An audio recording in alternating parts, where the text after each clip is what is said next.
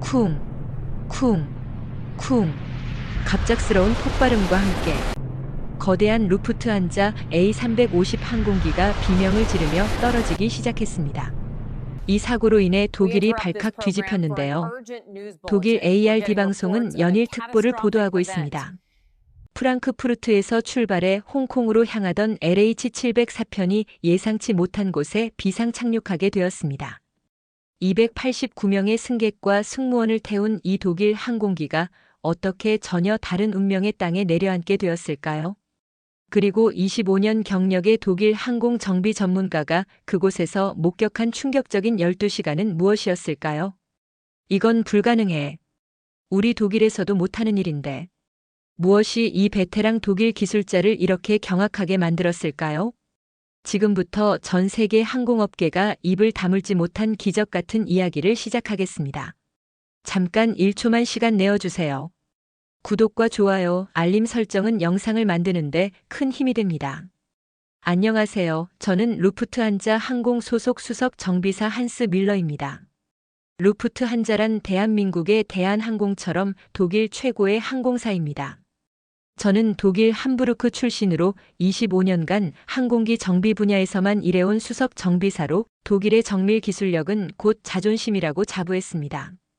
실제로 저는 유럽 최고의 공항들에서 근무하며 독일 엔지니어링의 완벽함을 경험했거든요. 솔직히 말씀드리면 저는 아시아 항공 기술을 완전히 무시하고 있었어요. 3년 전 싱가포르 항공과의 기술 협력 프로젝트에 참여했을 때 그들의 정비 시스템을 본 후 동료들에게 역시 아시아는 아시아야. 겉만 번지르르하고 기본기가 부족해. 독일 기술자 1명이 아시아 기술자 10명보다 낫다라고 말했던 기억이 납니다. 2024년 3월 15일 프랑크푸르트 공항 정비동에서 동료 정비사들과 함께 LH704편 홍콩행 항공기 점검을 마친 후였습니다. 20년 동료인 프랑크가 이번에 아시아 쪽 출장이니 홍콩 공항 시설이 어떤지 보고 오라고 말했습니다. 저는 자신만만하게 아시아 공항들은 우리 독일 기술을 따라오려면 아직 10년은 더 걸릴 거라고 말했습니다. 동료 클라우스가 아시아는 아직 모방 단계여서 독창성이 없다고 맞장구 쳤습니다. 저는 항공 기술은 하루아침에 만들어지는 게 아니라서 우리 독일의 100년 축적된 기술력을 어떻게 따라오겠냐고 코웃음을 쳤습니다. 정말로 저는 독일의 항공 기술이 세계 최고라고 확신했습니다. 루프트한자의 99.8% 정시 운항률과 완벽한 정비 시스템을 자랑으로 여겼거든요. 이번 홍콩행 LH704편에는 289명의 다양한 승객들이 탑승했습니다. 72세 클라우스 부부는 평생 모은 돈으로 떠나는 아시아 여행이었어요. 아시아 음식이 입에 맞을까 걱정이군. 독일 음식이 최고인데. 클라우스가 걱정했습니다. 42세 토마스 가족은 홍콩 디즈니랜드 여행길이었습니다. 아시아 테마파크가 독일보다 재미있을 리 없지만 아이들이 원하니까 하며 별 기대 없다는 표정이었어요. 45세 의사 패턴은 홍콩 의료 컨퍼런스 참석차였습니다. 아시아 의료진들에게 우리 유럽 의료 기술의 우수성을 보여줘야겠어. 라며 자신감을 드러냈어요. 41세 프랑스 미슐랭 셰프 앙투아는 홍콩 호텔 컨설팅 계약을 위해 가는 길이었습니다. 아시아 요리라고 해봤자 기본기가 부족하지. 프랑스 요리의 깊이를 알려줘야겠군. 하고 말했습니다. 32세 독일 IT 스타트업 대표 스테판은 홍콩 핀테크 엑스포 참가차였어요. 독일 기술력이면 아시아 시장 평정은 시간 문제야. 라며 여유로워했습니다. 저 역시 마찬가지였습니다. 아시아의 항공 기술이 독일만큼 정밀할 리 없다고 생각했거든요. 하지만 몇 시간 후 저의 이런 오만함이 얼마나 어리석었는지 깨닫게 될 줄은 전혀 몰랐습니다. 이륙 후 8시간이 지나 우리는 중국 산둥반도 상공을 지나고 있었습니다. 승객들은 기내식을 마치고 편안하게 휴식을 취하고 있었어요. 홍콩까지는 불과 2시간 남짓 남은 상황이었죠. 저는 객실 뒤편에서 엔진 상태를 점검하며 여유롭게 창밖을 내다보고 있었습니다. 그때였습니다. 갑자기 기장실에서 경고음이 울리기 시작했어요. 승무원 여러분, 즉시 기장실로 오십시오. 긴급 상황입니다. 저는 심장이 쿵쾅거리며 기장실로 달려갔습니다. 25년 경력상 이런 긴급 호출은 정말 심각한 상황에서만 들어봤거든요. 기장실 문을 열자마자 레이더 화면에 거대한 붉은 덩어리가 보였습니다. 태풍입니다. 갑자기 생성된 초대형 태풍이 우리 항로를 완전히 막고 있어요. 기장 볼프강이 긴장된 목소리로 설명했습니다. 30년 경력의 베테랑 기장도 이런 상황은 처음이라는 표정이었어요. 부기장 베르너가 덧붙였습니다. 고도를 올려서 피해보려 했는데 태풍의 규모가 너무 커서 불가능합니다. 그 순간이었습니다. 쾅, 쾅, 쾅. 항공기 전체가 격렬하게 흔들리기 시작했어요. 마치 거대한 손이 비행기를 흔드는 것 같았습니다. 승객들의 비명 소리가 기내를 가득 메웠고 기내 서비스 카트가 굴러다니며 물건들이 사방으로 흩어졌어요. 그런데 더 끔찍한 일이 벌어졌습니다. 삐, 삐. 이번 엔진에서 화재 경보음이 울리기 시작한 겁니다. 저는 즉시 엔진 상태 모니터를 확인했어요. 화면에 빨간 경고등이 미친 듯이 깜빡이고 있었습니다. 이번 엔진 온도 급상승. 화재 발생. 설상가상으로 유압 시스템까지 이상 신호를 보내기 시작했어요. 유압 시스템 A, B 모두 압력 저하. 조종 성능 심각하게 제한됩니다. 기장의 얼굴이 하얗게 변했습니다. 이런 복합적인 고장은 최악의 시나리오 중 하나였거든요. 비상 상황 선언합니다. 즉시 가장 가까운 공항을 찾아주세요. 부기장이 재빠르게 항법 시스템을 확인했습니다. 베이징 수도공항 680km, 상하이 푸둥공항 750km, 인천국제공항이 320km로 가장 가깝습니다. 그 말을 들은 순간 저는 깜짝 놀랐습니다. 인천공항? 한국공항이라고요? 순간적으로 머릿속이 복잡해졌어요. 이런 심각한 비상 상황에서 아시아공항, 그것도 한국공항에 착륙해야 한다니. 한국의 항공기술이 이런 복잡한 응급 상황을 제대로 처리할 수 있을까? 독일만큼 정밀한 정비시설이 있을까? 기장이 즉시 인천공항에 교신을 시작했습니다. 인천공항 관제탑, 여기는 루프트한자 LH704편입니다. 메이데이, 메이데이. 엔진 화재와 유압 시스템 고장으로 비상 착륙을 요청합니다. 인천공항의 응답은 놀라울 정도로 신속했습니다. 루프트한자 704편, 인천공항 관제탑입니다. 비상 상황 접수했습니다. 현재 위치와 탑승 인원, 연료 상태를 알려주세요. 현재 위치 북위 36도, 동경 126도. 탑승 인원 289명, 연료 약 45분 남았습니다. 확인했습니다. 33번 활주로 즉시 비워드리겠습니다. 소방차와 구급차 대기 완료하겠습니다. 관제사의 영어는 완벽했고 대응도 매우 전문적이었어요. 하지만 저는 여전히 불안했습니다. 과연 한국공항이 독일 항공기의 복잡한 고장을 제대로 수리할 수 있을까? 이런 첨단 루프트한자 A350의 엔진과 유압 시스템을 완벽하게 정비할 기술력이 있을까? 혹시 더 큰 문제가 생기는 건 아닐까? 저는 불안한 마음으로 창밖을 내다보았습니다. 멀리 한국 땅이 보이기 시작했어요. 과연 우리가 안전하게 착륙할 수 있을지, 그리고 정말로 한국에서 이 복잡한 문제를 해결할 수 있을지 걱정이 앞섰습니다. 오후 3시 47분 인천공항 접근. 모든 승객은 즉시 좌석에 앉아 안전벨트를 착용하고 비상자세를 취하십시오.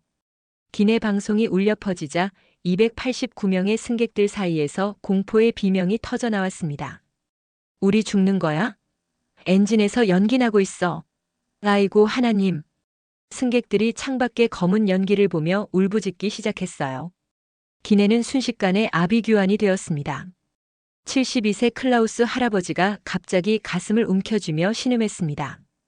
부인 그레타가 도와달라고 비명을 질렀어요. 한쪽에서는 토마스의 8살 아들이 극도의 공포에 떨며 경련을 일으키기 시작했습니다. 토마스가 아들을 안으며 도와달라고 절규했습니다. 페터 의사가 일어나려던 순간 승무원이 제지했습니다. 의사 선생님, 지금은 착륙 준비로 모든 분이 착석해야 합니다. 착륙 후 즉시 도와드리겠습니다. 승무원들이 응급키트를 들고 뛰어다녔지만 비상 착륙 준비로 제대로 된 응급처치는 불가능했어요. 수석 승무원 브리기테가 마이크를 잡고 곧 안전하게 착륙할 예정이니 침착하게 비상자세를 유지해달라고 떨면서 말했습니다. 기내는 계속 아수라장으로 아이들은 울어댔고 어른들은 기도를 중얼거렸어요. 저는 조종석에서 이 모든 상황을 지켜보며 식은땀을 흘렸습니다. 엔진 고장도 모자라 이제 응급 환자까지. 과연 한국에서 이 모든 걸 동시에 처리할 수 있을까? 독일이었다면 이미 완벽한 의료팀과 정비팀이 대기하고 있을 텐데. 활주로 진입 시작. 기장이 외쳤습니다. 창밖으로 인천공항이 보이기 시작했어요. 그리고 그 광경에 저는 입을 다물지 못했습니다. 활주로 양쪽으로 빨간 소방차들이 완벽한 대형을 이루며 일렬로 배치되어 있었어요. 구급차들도 이미 정확한 위치에서 대기하고 있었습니다. 저 체계적인 배치 좀 보라며 기장도 감탄했습니다. 인천공항 관제탑에서 마지막 안내가 들려왔어요. 루프트한자 704편 활주로 상태 완벽합니다. 모든 비상팀 배치 완료. 안전하게 오십시오.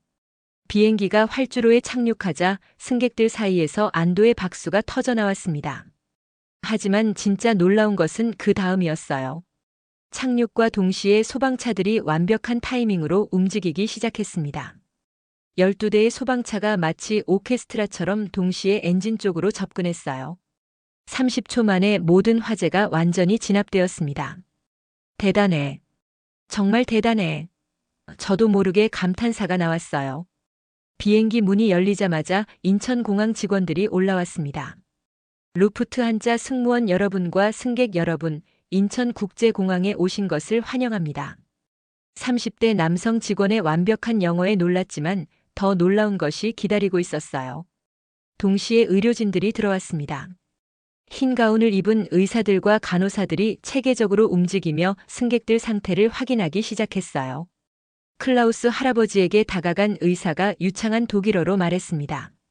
할아버지, 가슴 통증이 있으시군요. 지금 즉시 응급 처치하겠습니다. 독일어라고요.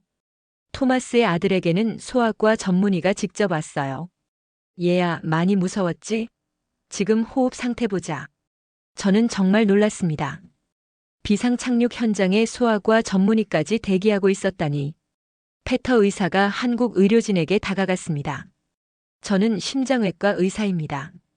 도움이 필요하면. 감사합니다, 닥터. 하지만 저희가 가능합니다. 오히려 선생님도 장거리 비행으로 피곤하실 텐데 검진 받으시죠. 한국 의사의 자신감 있는 말에 페터가 당황한 표정을 지었어요. 의료진들이 클라우스 할아버지와 토마스 아들을 휠체어로 조심스럽게 옮기기 시작했습니다. 저는 이 모든 상황을 지켜보며 생각했습니다. 분명히 몇 시간 전까지만 해도 한국을 무시했던 내가 지금 이 완벽한 대응을 보고 있다니. 하지만 이것은 단지 응급 상황 대응일 뿐이었어요.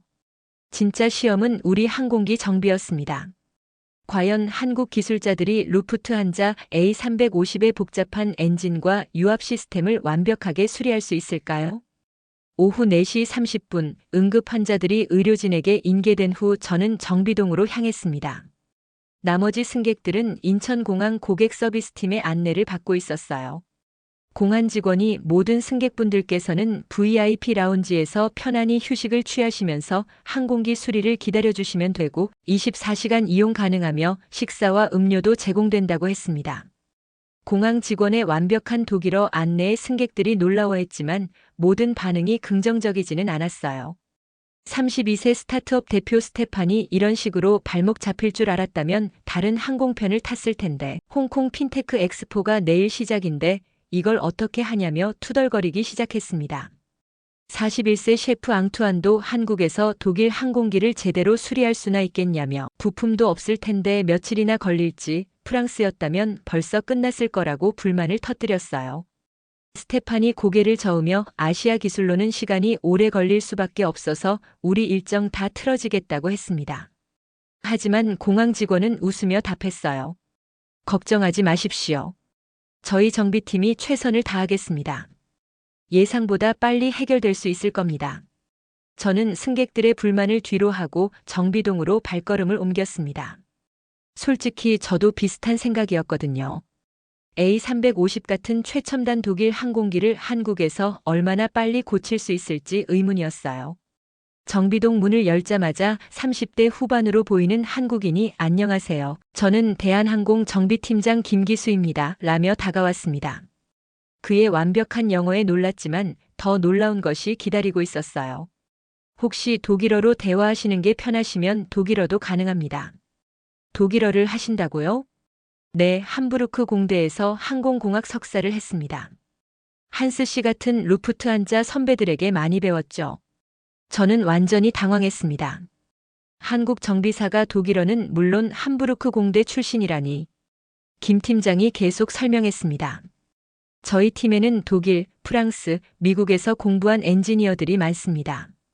A350은 저희에게 익숙한 기종이에요. 정비팀원들이 하나둘 모여들기 시작했어요. 놀랍게도 절반 이상이 유럽이나 미국 유학 출신이었습니다. 박민수 과장입니다. MIT 항공공학과 출신이고요. 이영호 주임입니다. 툴루즈 에어버스 본사에서 2년 근무했습니다. 최동현 기사입니다. 독일 함부르크에서 루프트한자 정비 연수를 받았어요. 저는 점점 말문이 막혔습니다. 이들의 이력이 유럽 정비사들과 전혀 다르지 않았거든요. 김 팀장이 태블릿을 꺼내며 이미 초기 진단을 완료했고 이번 엔진 터빈 블레이드 손상과 유압 라인 세 곳 파손이 확인된다고 말했습니다. 저는 너무 놀라 벌써 언제 진단을 한 거냐고 물었습니다. 착륙 후 30분 만에 1차 진단 완료했습니다. 저희 진단 장비는 실시간으로 모든 데이터를 분석하거든요.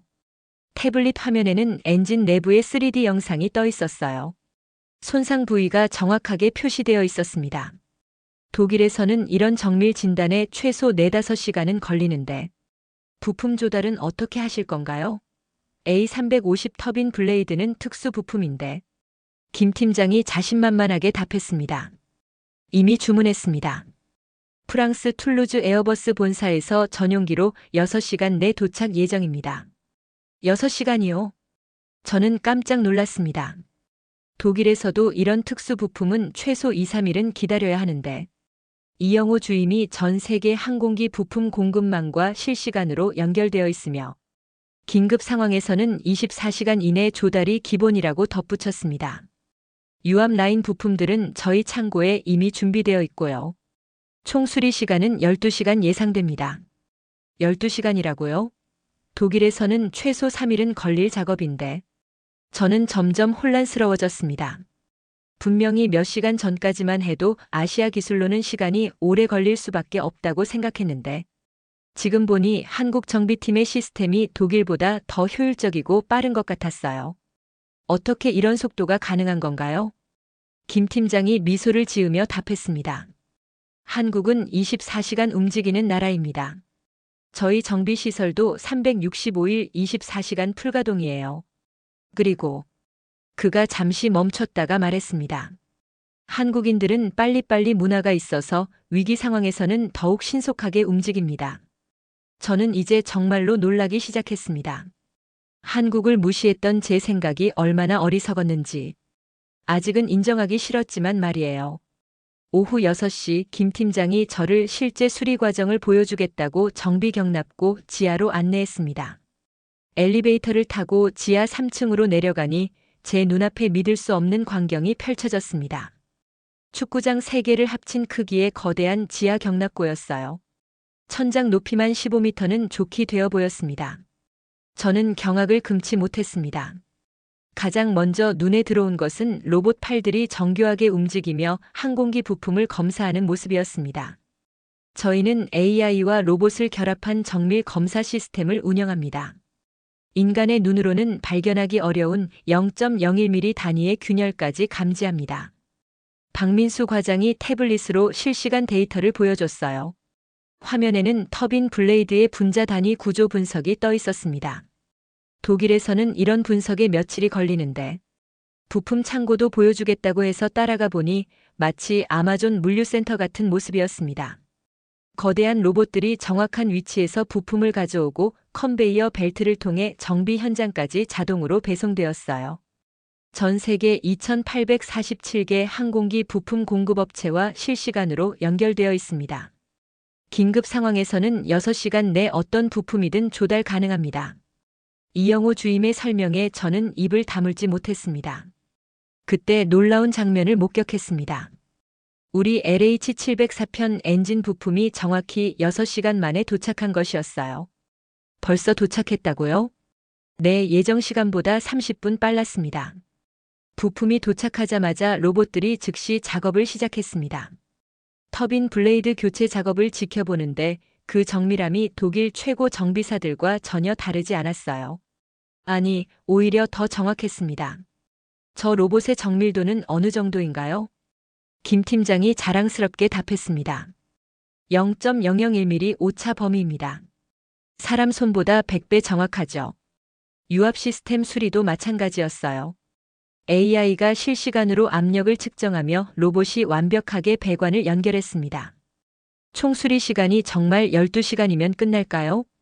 현재 진행률 42%입니다. 예상보다 2시간 빠른 속도예요. 저는 점점 충격을 받았습니다. 25년간 독일 정비 기술이 세계 최고라고 믿어왔는데 지금 눈앞에서 벌어지는 상황은 독일보다 훨씬 앞선 기술이었거든요. 한국이 언제부터 이런 시설을 갖추게 된 건가요?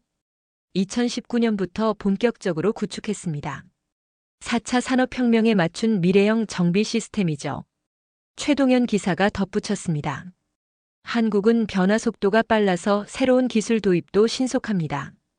독일처럼 전통을 고수하기보다는 혁신을 택하죠. 그 말이 마음에 콕 박혔습니다. 독일은 전통을 고수한다는 말, 정말로 우리가 전통에 안주하며 혁신을 놓쳤던 걸까요? 곧 시험 가동에 들어갑니다. 직접 보시겠어요? 엔진이 돌아가기 시작하자 모든 시스템이 완벽하게 작동했습니다. 진동도 소음도 압력도 모두 정상 범위였어요. 믿을 수 없습니다. 저는 중얼거렸습니다. 정말로 한국 기술이 우리보다 앞서 있는 건가? 하지만 여전히 마음 한구석에는 의심이 남아 있었어요. 과연 이 모든 게 정말 완벽할까? 혹시 보이지 않는 문제는 없을까? 아직 확신할 수는 없었습니다. 오후 7시 30분 정비 현장에서 나온 저는 승객들 상태를 확인하러 의료센터로 향했습니다. 의료센터 문을 열자마자 믿을 수 없는 광경이 펼쳐졌어요.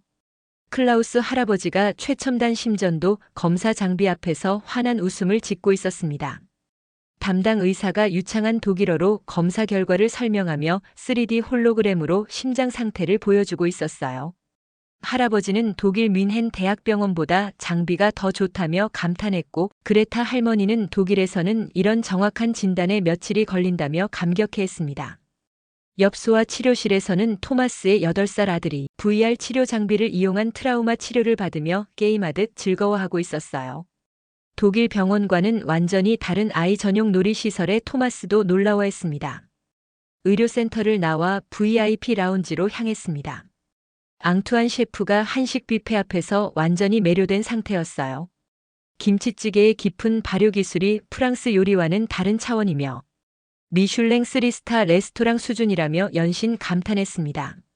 스테판은 비즈니스 센터에서 노트북을 들고 홍콩 엑스포 준비를 하며 독일보다 10배 빠른 인터넷 속도와 완벽한 화상회의 시설에 놀라워했어요.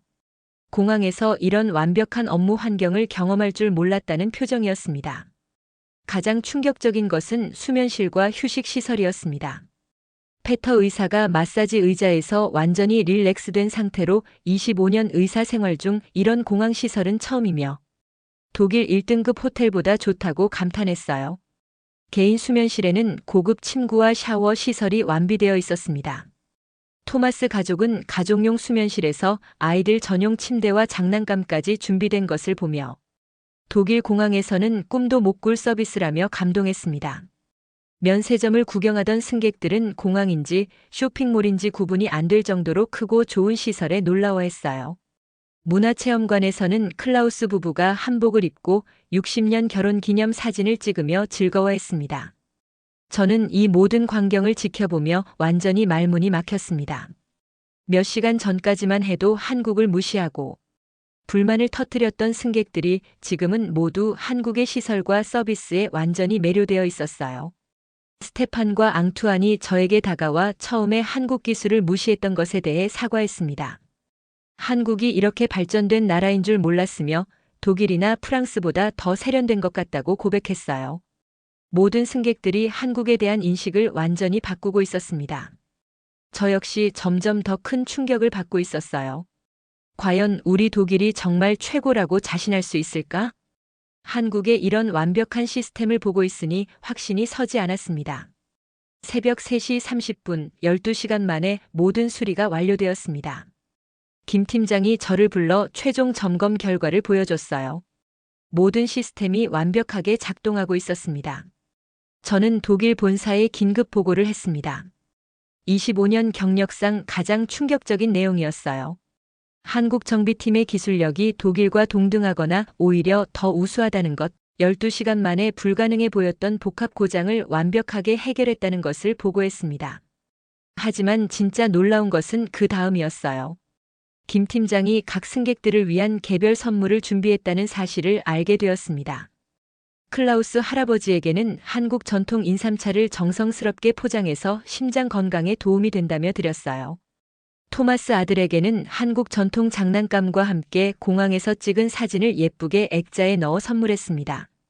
페터 의사에게는 한국 의료진이 직접 쓴 감사 편지와 함께 한국 의학 발전 사책을 드렸고, 앙투안 셰프에게는 한식 레시피북과 고급 한국 조미료 세트를 준비했습니다. 심지어 스테판에게도 한국 IT 기업들 정보가 담긴 자료집을 정성스럽게 만들어 드렸어요. 저는 이런 세심한 배려에 완전히 감동받았습니다.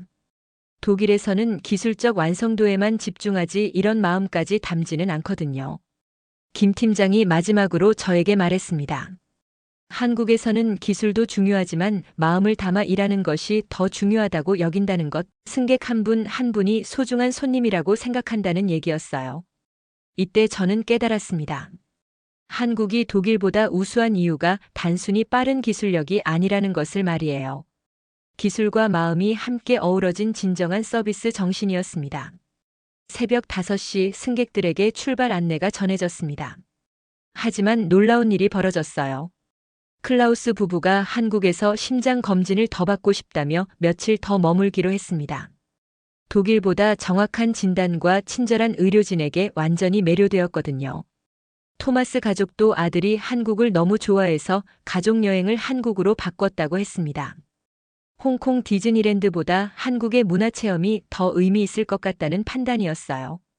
페터 의사는 3일 후 홍콩으로 가되 그 전에 한국 의료진과 교류하며 한국 의료 시스템을 더 배우고 싶다고 했습니다. 앙투안 셰프도 일주일 후 홍콩으로 가는 대신 한국 요리를 제대로 배워보고 싶다며 요리 연수 계획을 세웠어요. 스테판은 예정대로 홍콩으로 출발했습니다.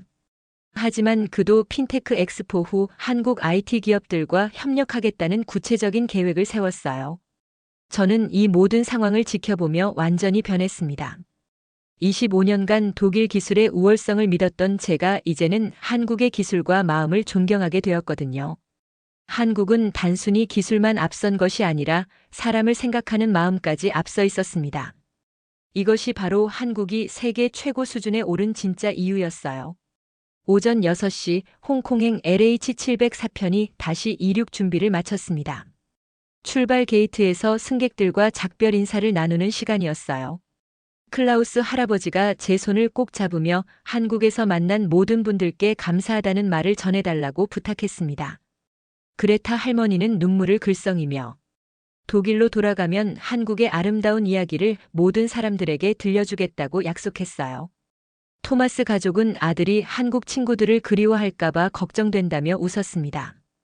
8살 아이가 벌써 한국어 인사말을 배워서 한국 직원들에게 고맙다고 말하는 모습이 정말 사랑스러웠어요. 페터 의사는 한국 의료진과 명함을 주고받으며 지속적인 교류를 약속했습니다. 앙투안 셰프도 한식 연수 후 프랑스에서 한국 요리 전문점을 열겠다는 꿈을 밝혔어요. 심지어 홍콩으로 떠나는 스테판도 핀테크 엑스포 후 반드시 한국에서 사업을 시작하겠다며 김 팀장과 연락처를 교환했습니다. 저는 이 모든 장면을 지켜보며 가슴이 벅차올랐습니다. 12시간 전 한국을 무시했던 이들이 이제는 모두 한국을 사랑하고 존경하게 되었거든요. 김 팀장과의 마지막 악수에서 저는 진심으로 감사를 표했습니다. 25년 항공 정비 경력 중 가장 소중한 경험이었다고 말씀드렸어요. 김 팀장은 한스 씨 같은 베테랑에게 인정받아서 영광이라며 독일과 한국이 더 많이 교류했으면 좋겠다고 했습니다. 비행기 창밖으로 인천공항이 점점 작아지는 모습을 바라보며 저는 깊이 생각했습니다. 정말로 한국이 독일보다 뛰어난 것일까? 이제는 확신할 수 있었어요. 기술력은 물론이고 빠른 대응력, 그리고 무엇보다 사람을 생각하는 따뜻한 마음까지. 한국은 모든 면에서 세계 최고 수준이었습니다. 독일로 돌아가는 9시간 동안 저는 다짐을 굳혔습니다. 루프트한자 동료들에게 한국에서 경험한 모든 것을 상세히 보고하겠다고, 독일도 한국의 시스템과 마음가짐을 배워야 한다고 건의하겠다고 말이에요. 특히 한국의 빨리빨리 문화가 단순한 성급함이 아니라 효율성과 정확성을 동시에 추구하는 놀라운 시스템이라는 것을 알려주고 싶었습니다. 프랑크푸르트 공항에 도착해서 동료들에게 첫 마디가 이거였어요. 한국은 우리가 배워야 할 나라라고. 아시아를 무시했던 우리의 생각이 얼마나 어리석었는지 깨달았다고 말입니다. 지금 이 글을 쓰고 있는 것도 전 세계 모든 사람들이 한국의 진짜 모습을 알았으면 해서입니다. 한국은 단순히 기술만 발전한 나라가 아닙니다. 사람을 생각하고 마음을 담아 일하며 불가능을 가능으로 만드는 정말 대단한 나라입니다. 독일인인 제가 한국을 이렇게 사랑하게 될 줄이야. 끝으로 저의 한국 사랑을 응원하신다면 구독과 댓글 부탁드립니다. 감사합니다.